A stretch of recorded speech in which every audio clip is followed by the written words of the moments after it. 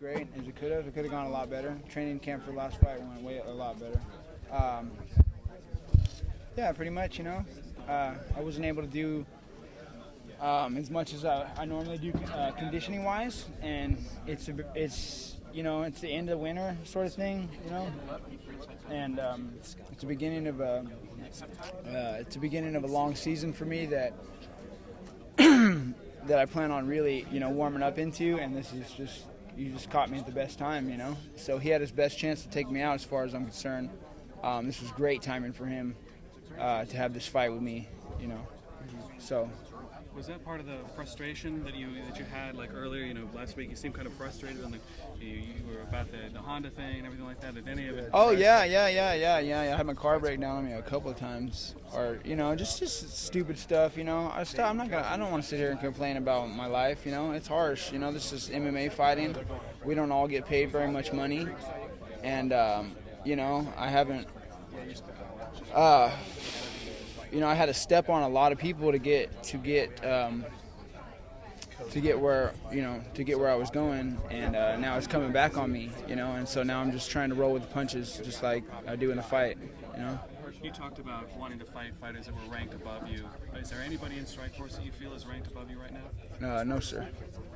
So where does that leave you in terms of like the future of staying with the welterweight class? And you just signed a new deal. I presume you're going to be with him for a long time. I don't know. I'm just going to have to wait for, I do what my coach tells me. I always have. Since I was 16, he told me to train with this guy, told me to train with that guy, take me to a pro boxing gym, told me to box this guy. I had real nervous energy feeling about it. But I went through with it, and that's what got me to where I'm going. I didn't get where I'm at by not listening, So I listen to my coaches and know what's best for me, and that's why I'm here today. Is it safe to say you feel like you're the best striker at 170 pounds in the world? Yeah, sure. There's nobody else that has any boxing skills in this. Anybody that has good boxing skills, they're watching me. They're watching, and they're seeing, You're having new guys come in here, and it's the future of MMA. You're gonna see sooner or later. You're gonna see guys with great stand-up skills and everything. You're gonna see. What happened when there was ice thrown in the ring after your fight? We'll talk about the fight. Did the fight go the way you expected it to go? It seemed like you were able to land the punches at will, and you were hitting them square on at will. Did you expect him to be more mobile, or did you plan on being able to? What I was worried about coming into this fight is that guy was really going to be able to take punches, and I started thinking about that. Like last night, I started thinking like, this guy, all these fights he's had, I'm going to go in here. I'm going to try to take this guy out with punches. I'm not going to try to go rush him, take him down, And I started thinking about it, and I'm like, man, this guy's not going to go down. I don't think so. We might end up doing 5 rounds of this, and that's just, everything was kind of pretty much what I expected. With this, it's just kind of what you get when you fight somebody like that.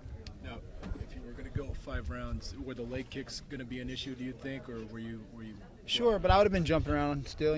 I mean. They would have been an issue. They would have hurt, but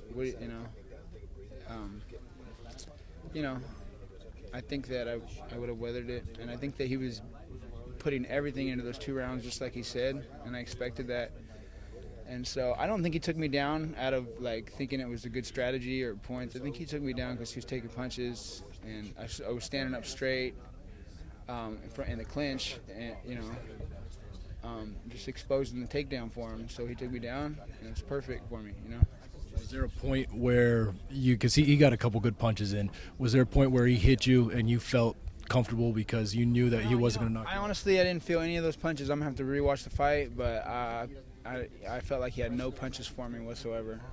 I felt his punches coming out wide, and I didn't feel him throwing combinations, I watched his training, and I couldn't see him throwing any fluent, good combinations. And so, once I started making a miss a little bit, I knew he wasn't going to be able to hit me with any punches. So I decided, I need to start making him throw some punches. So that's why you see me put my head in there. And I got him to throw a little bit and got him to do a little bit more work. And then started taking over from there. You were talking to him, from the start of the fight. Was that just the usual par for the course, usual stuff, or? I noticed that he's really. The thing is, this guy's a really good stand-up fighter. That stuff doesn't really bother him, and he stayed really calm in there. That's what bothered me most about him, is the way he stayed really composed in there. That kind of stuff really wasn't. I'm sure it was actually doing. It was doing more than I felt like it was doing, but he was doing a good job of keeping his composure. When you talked about Tyron Woodley, you said he was a wrestler. Does that sort of mean that you expect him? That just surprised me that he's a wrestler. I don't think a wrestler like him is going to try to take me down, though. I don't think it's a good idea for him. I don't even think it's a good idea. I don't think he's ready to fight with me right now. I think he just got into MMA. So, I think this is MMA. I'm sure he's not afraid to fight, and he's got to do what he's got to do. But, he is getting in a little bit over his head fighting anybody in here right now. The guy that he beat that was really good, and he lost all the guys in Dream, and he's a jiu-jitsu fighter. He's not an MMA fighter. There's a big difference. So he beat that guy, but that guy's not a real MMA fighter. So how serious are you about the Vargas back and forth? I mean, I guess I'll fight Fernando Vargas. I'll fight pro boxing. I'm not afraid to fight. You're able to do that based on your contract and stuff? That's from what I understand. Yeah. Do a fight at boxing, pro boxing in 2011. So But- Vargas is probably a good guy for that, I'm thinking. Do you guys have a timeline for that? There's been a couple of dates thrown out there, but there's nothing official. People are talking August, so we'll see. Yeah, it'd have to do a Showtime. Yeah. What would that mean for you to fight in pro boxing? There's been so many boxers come to MMA, but for a high-level MMA guy to do boxing, what would that mean for you to represent that?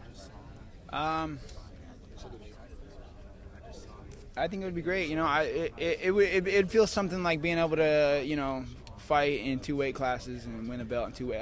That's something that I really want to do is take the belt in different weight classes.